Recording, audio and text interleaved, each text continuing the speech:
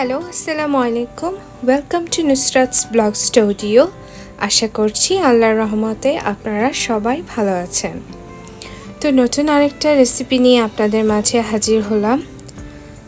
আপনারা দেখতেই পাচ্ছেন আমি আজকে গরুর মাংসের কালো ভুনা রান্না করব। তো গরুর মাংসের কালো ভুনাটা আসলে এক একজন এক একভাবে করে থাকে, তবে প্রথম কথা হচ্ছে গরুর মাংসের কালো ভুনা করার সময় মাংসটা যেন সফট থাকে সেদিকে আপনারা খেয়াল রাখবেন। তো চলুন রান্নাটা স্টার্ট করি। তো প্রথমে আমি একটা বলে পরিমাণ মতো যতটুকু মাংস আমি রান্না করব সেটা আমি নিয়েছি এবং পরিমাণ মতো পেঁয়াজ কুচি অ্যাড করে দিয়েছি। তার সাথে সাথে আমি এখানে পরিমাণ মতো লবণ অ্যাড করে দিয়েছি। তো যেহেতু গরুর মাংস বা মাংস আইটেমে একটু আদা বাটাটা একটু বেশি দেওয়ার প্রয়োজন হয়, তো আমি সেক্ষেত্রে 3 টিস্পুনের মতো আদা বাটা অ্যাড করে দিয়েছি এবং 2 টিস্পুনের মতো আমি এখানে রসুন বাটা দিয়েছি এবং আমি হলুদের গুঁড়ো অ্যাড করে দিয়েছি পরিমাণ মতো এখানে আমি ঝাল অনুযায়ী মরিচের গুঁড়ো অ্যাড করে দিয়ে দিচ্ছি এবং আপনারা যে যতটুকু ঝাল পছন্দ করেন সেই অনুযায়ী আপনারা এখানে অ্যাড করতে পারেন। তারপর আমি এখানে 2 টেবিল স্পুনের মতো জিরা গুঁড়া এবং 2 টেবিল স্পুনের মতো আমি এখানে ধনিয়া গুঁড়ো অ্যাড করে দিয়েছি এবং তার সাথে সাথে আমি এখানে টমেটো কুচি অ্যাড করে দিয়েছি। তো আপনারা যদি মাংসে টমেটো কুচি পছন্দ না করেন সেক্ষেত্রে আপনারা সেটা স্কিপ করতে পারেন।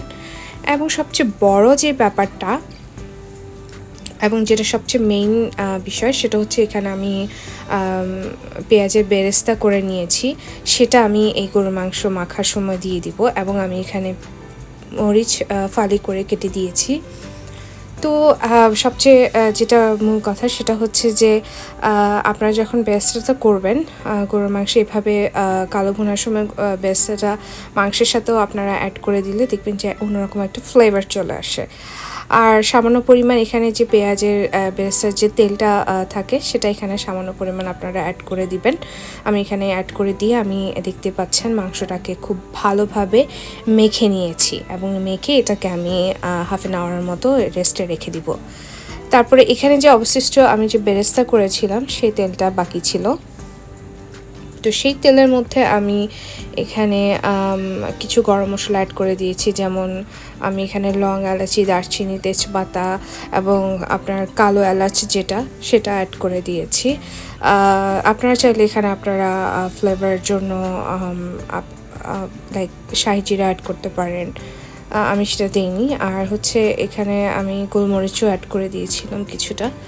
তো এই তেলের মধ্যে যখন মাংসটাকে আপনি রান্না করবেন বিশ্বাস করেন এই মাংসের যে ফ্লেভারটা আসে লাইক এই তেলটার কারণে, বেরেস্তার যে তেলটা থাকে সেই তেলের কারণে মাংসের স্মেলটা খুবই সুন্দর হয়।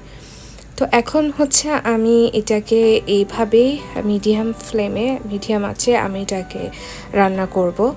আর অনেক সময় হয় কি কালো ভুনা যখন করে সেক্ষেত্রে মাংসটা অনেক সময় খুব বেশি হার্ড হয়ে যায়, মানে লাইক যখন ভুনা করা হয় মাংসটাকে অতিরিক্ত লাইক বেশি ভুনা করে ফেলে। তো সেক্ষেত্রে আপনারা খেয়াল রাখবেন, যারা যারা আমার রান্নাটা দেখবেন তারা খেয়াল রাখবেন যেন মাংসটা বেশি শক্ত না হয়ে যায়, হার্ড না হয়ে যায়, তাহলে সেটা খেতে আসলে ভাল লাগে না এবং চিবোতে অনেক কষ্ট হয়। তো আমি এভাবেই মাংসটাকে একদম মিডিয়াম আছে এটাকে আমি রান্না করব এভাবে কষিয়ে কষিয়ে। আর আপনারা এই ফাঁকে অল্প অল্প পরিমাণ একটু গরম পানি অ্যাড করে দিতে পারেন মাঝখানে মাঝখানে যেন মাংসটা লেগে না যায়। তো দেখতে পাচ্ছেন মাংসটা একদম তার পারফেক্ট একটা কালারে চলে এসেছে এবং এটা পারফেক্ট সিদ্ধ হয়ে গিয়েছে।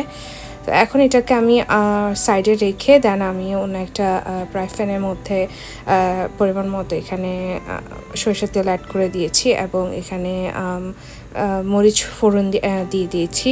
তো এটারও একটা ফ্লেভার আসবে মাংসের মধ্যে এবং এখানে আমি মাংসটাকে ভুনা করার জন্য এখানে পেঁয়াজ অল্প পরিমাণ মতো পেঁয়াজ অ্যাড করে দিয়েছি। এই পেঁয়াজটাকে আমি বেরেস্তা করে দেন হচ্ছে যে আমি এটার মধ্যে মাংসটাকে ভেজে নিব।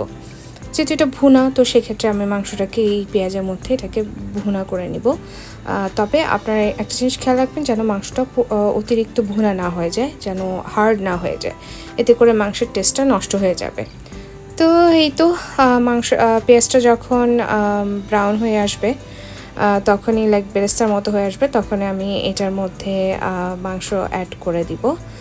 দিয়ে তারপর হচ্ছে আমি এটাকে 5 থেকে 6 মিনিট আমি এটাকে ভুনা করে নিব, মিডিয়াম আছেই আমি এটাকে ভুনা করে নিব। তো এই তো আমার রান্নাটা যদি আপনাদের কাছে সহজ এবং মজার মনে হয় তাহলে অবশ্যই আমার চ্যানেলটাকে সাবস্ক্রাইব করবেন, আমার পাশে থাকবেন এবং লাইক দিবেন। তো আপনারা সবাই ভালো থাকেন, আমার জন্য দোয়া করবেন। আসসালামু আলাইকুম, আল্লাহ হাফিজ।